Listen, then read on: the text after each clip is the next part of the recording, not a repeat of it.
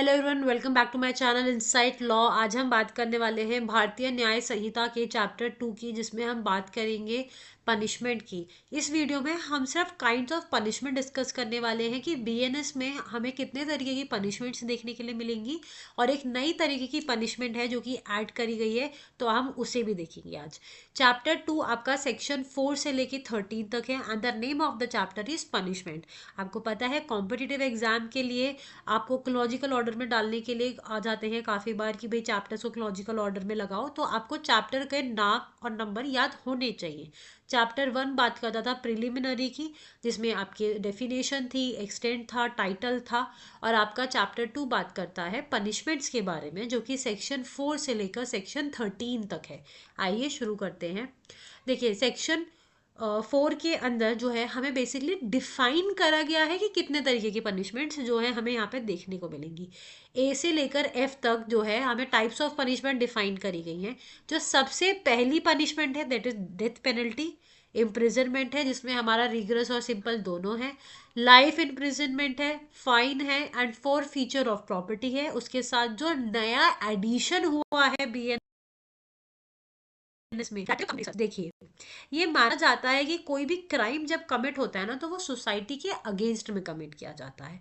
तो जब एक व्यक्ति एक सोसाइटी के अगेंस्ट में कोई क्राइम को कमिट करता है, तो ये आपका क्या करती है, रिफॉर्मेटिव तरीके की पनिशमेंट है। ये इंसान को एक मौका देती है कि जिस सोसाइटी के लिए उसने बुरा करा है, उसने खराब एटमॉस्फेयर करा था वहाँ का, वहाँ पर ये क्या कर सकता है, अब उसमें कुछ सुधार कर सकता है, उनकी मदद के लिए कोई काम कर सकता है। तो ये रिफॉर्मेटिव सोच के साथ ये नई एक पनिशमेंट जो है बीएनएस में ऐड करी गई है। आइए अब इन सबको हम डिटेल में देख लेते हैं। डेथ पेनल्टी का क्या मतलब होता है, कि भाई आपको टिल योर डेथ आपको नेक से हैंग करा जाता है, यानी कि फांसी के फंदे पर आपको लटकाया जाता है। इसे हम डेथ पेनल्टी कहते हैं। कैपिटल पनिशमेंट के नाम से भी ये जानी जाती है। देखिए, काफ़ी सारी कंट्रीज हैं ऑल ओवर द वर्ल्ड जो डेथ पेनल्टी देती ही नहीं है। उनके यहाँ पर कॉन्सेप्ट ही नहीं है डेथ पेनल्टी का, लेकिन इंडिया के अंदर ये है। बट और हम ऐसा नहीं है कि कोई छोटे मोटे ऑफेंस में जो है डेथ पेनल्टी दे दी जाती है। जो काफ़ी हीनियस क्राइम्स होते हैं, बहुत मर्डर है या बहुत सीरियस वे में मर्डर किया गया है, रेप हो गया, टेररिज्म की कोई एक्ट, जैसे कसाब उनको मिला था, उसको मिला था, आई नॉट रिस्पेक्टिव से उसको मिला था, आई से उसको ही मिला था। तो बीएनएस के अंदर जो है आपको ये बताया गया है कि डेथ पेनल्टी कैसे एक डेटरेंट एंड प्यूनिटिव मेजर है कोई भी ग्रेवेस्ट ऑफेंस के लिए, यानी कि जो बहुत ज़्यादा सीरियस ऑफेंस है वहाँ पर आपको डेथ पेनल्टी दी जाती है। अभी हम सबको एक केस अच्छे से याद है, निर्भया केस जो हुआ था, मुकेश वर्सेस स्टेट का, एनसीटी ऑफ दिल्ली का केस है 2017 में। जो कन्विक्ट्स थे बेसिकली, जिन्होंने रेप कमिट करा था, उनको उनको मर्डर और रेप के लिए डेथ पेनल्टी दी गई थी।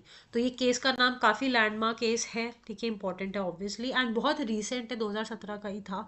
तो आपको याद रखना कि इसके नाम को आप याद रखना, एग्जाम में मैच द फॉलोइंग में भी काफ़ी बार आ जाता है।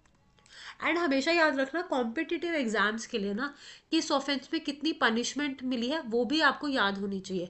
काफ़ी बार वो क्या कर देता है, एक लॉजिकल ऑर्डर में लगाओ, इस ऑफेंस से उस एक्स ऑफेंस से लेके वाई जेड ऑफेंस तक, increasing order of the punishment, किस में ज़्यादा पनिशमेंट लगी मिलेगी उनको ऑर्डर में लगाना है आपको। तो ये भी आ जाता है। इम्प्रिजनमेंट हमेशा दो तरीके की होती है, या तो रिगरस इम्प्रिजनमेंट होती है या फिर आपकी सिंपल इम्प्रिजनमेंट होती है। देखिए, जो कहते थे ना पहले कि कोर्ट आपको जेल में चक्की चलानी पड़ती है, कुर्सी टेबल बनाने पड़ते हैं, पत्थर तोड़ने पड़ते हैं, वो है आपकी रिगरस इम्प्रिजनमेंट, जिसमें आपको हार्ड लेबर करनी पड़ती है। अभी एक काफ़ी पॉपुलर वायरल सीरीज चल रही है नेटफ्लिक्स पर, if you watch that, black warrant के नाम से। आपको वहाँ पर एक्चुअली जेल के अंदर का माहौल दिखाया गया है, तिहाड़ जेल का पूरा सेटअप है वहाँ पर। तो आप वहाँ पर जब देखोगे ना उनको कन्विक्ट्स को, तो आपको वहाँ देखने मिलेगा कि कौन फैक्ट्री में काम कर रहा है, कोई काम कर रहा है, जो काम कर रहा है वो रिगरस इम्प्रिजनमेंट में है, और जो बैठा हुआ है बस अपने जेल चैम्बर में पड़ा रहता है, खाना आता है, खाना खा लिया, बस वही पड़ा ही रहता है, वो कुछ नहीं करता, वो बस अपने रूम में ही रहता है, अपने जेल में ही रहता है, उसको आप क्या होगे, सिंपल इम्प्रिजनमेंट। ठीक है। State of Gujarat versus Kishan भाई का केस था, इसमें सुप्रीम कोर्ट ने स्पेसिफिकली बताया था द इम्पॉर्टेंस और जो आपकी जैसे कि किडनैपिंग या मर्डर के केसेस हैं, सीरियस ऑफेंसेस है, इसमें रिगरस इम्प्रिजनमेंट की क्या फायदे हैं, क्या अप्रोप्रिएटनेस है, क्यों ज़रूरी है रिगरस इम्प्रिजनमेंट, ये आपका state of Gujarat versus Kishan भाई 2014 के केस में डिफाइन करा गया था। उसके बाद अगर हम बात देखें लाइफ इम्प्रिजनमेंट, देखिए किसी भी व्यक्ति की अगर नेचुरल लाइफ किसी भी एज तक है, कब तक भी है, जब तक उसकी नेचुरल लाइफ रहेगी उसको जेल के अंदर ही रहना पड़ेगा। इसको ऑल्टरनेटिव ऑफ डेथ पेनल्टी मांगते हैं। पहले आईपीसी में ये होता था कि अगर किसी व्यक्ति को 14 साल की सज़ा मिली है तो उसको लाइफ इम्प्रिजनमेंट के इक्विवेलेंट माना जाता था। As per section 6 of BNS अब वो 14 साल की सजा को 20 ईयर्स कर दिया गया, यानी कि अगर किसी इंसान को 20 साल का इम्प्रिजनमेंट माना जाए दिया जाएगा तो वो लाइफ इम्प्रिजनमेंट के इक्विवेलेंट माना जाता है हमेशा से ही। ठीक है। Swami Shraddhanand versus state of Karnataka 2008 में ये केस आया था। इसमें आया था कि this case illustrated the use of life imprisonment instead of death penalty.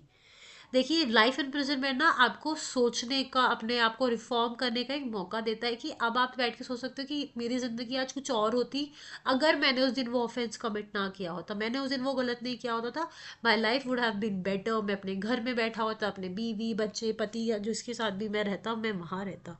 तो इसीलिए इन्होंने बोला कि हर केस में देखो डेथ पेनल्टी नहीं दी जाती और नहीं दी भी नहीं जा सकती है, वो हमेशा हीनियस क्राइम्स में दी जाती है, तो उसकी ऑल्टरनेट में लाइफ इम्प्रिजनमेंट को यूज़ किया जाता है। उसके बाद है आपके जो पेटी ऑफेंसेस होते हैं जिनमें ज़रूरी नहीं है कि 1-2 साल की सज़ा के साथ साथ ऑप्शन होता है कि आप फाइन भी दे सकते हो, स्पेशली जो आपके एनवायरमेंटल रिलेटेड इश्यूज़ वगैरह हो गए, इन सब में आपका सिर्फ फाइन से काम चल जाता है, आपको इम्प्रिजनमेंट के लिए जेल नहीं जाना पड़ता है। उसके बाद है फोरफीचर ऑफ प्रॉपर्टी। आपने कोई भी क्रिमिनल एक्टिविटी करी है, ठीक है, तो आपकी प्रॉपर्टी जो भी आपके नाम पे प्रॉपर्टी है उस सबको ना क्या करती है, कोर्ट सीज करवा देती है। क्यों? कि भाई आपने उस प्रॉपर्टी का इस्तेमाल करा, उससे पैसे आए, आपने उससे क्राइम कमिट करा, एक ऑफेंस किया, आपने सोसाइटी खराब करी, अब जो भी आपके पास इकोनॉमिक बेनिफिट का सोर्स था दैट वाज योर प्रॉपर्टी, हम उसको ही कन्फिस्केट कर लेते हैं। तो ये होता है हमारा four feature of property. T Venkatesan versus state of Tamil Nadu के केस में ये आया था, एक पब्लिक सर्वेंट था and he was convicted for corruption.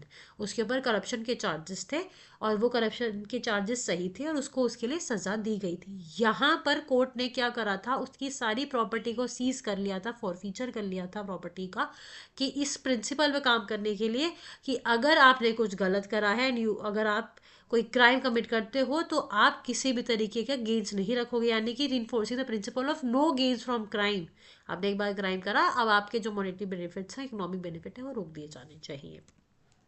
उसके बाद the new attachment of the act या I am sorry for the code that is community service. ये एक मौका देता है कि इंसान को रिफॉर्मेटिव सोच रखने का, अपनी सोच को बदलने का, और सोसाइटी जो उसने खराब करी। अच्छा इसको एक चीज़ ऐसे देखो, अगर आप एक बिल्डिंग में रहते हो, ठीक है, आपके साइड वाले फ्लैट में जो है डिकॉइटी कमिट होती है, डकैती, इसको हिंदी में कहते हैं डकैती हो जाती है, ठीक है, सब चोरी करके ले गए, सब सामान ले गए वहाँ से। अभी तो अगले दिन आपको पता चलता है कि भाई पड़ोसी के घर में चोरी हो गई। क्या आप अपने घर में थोड़ा ज़्यादा एहतियात नहीं बरतोगे? आप थोड़ा ध्यान रखोगे कि नहीं मेरे घर का ताला खुला रहना चाहिए, बंद रहना चाहिए, कभी ऐसा ना हो कि गेट खुला ना रह जाए, हर वक्त चौक करने रहो। क्यों? एक जगह क्राइम कमिट हुआ, उससे सोसाइटी लाइक सबकी ज़िंदगियों पे फ़र्क आता है, सबके अंदर एक डर का माहौल आ जाता है। तो जब कम्युनिटी सर्विस का ऑप्शन है तो एक इंसान को एक मौका दे रहा है कि उसने सोसाइटी ख़राब करी, उसने एक ऑफेंस कमिट किया, अब उसको एक मौका मिला है कि वो कम्युनिटी के बेनिफिट के लिए कोई काम करे और वो सुधार ला सकता है। आई होप आपको वीडियो समझ में आई होगी, आपको पसंद आई होगी, आपके कॉन्सेप्ट क्लियर हुए होंगे। अगर कोई भी डाउट है तो आप कमेंट सेक्शन में पूछ सकते हैं। और चलिए मिलते हैं अगली वीडियो में। Thank you so much for watching.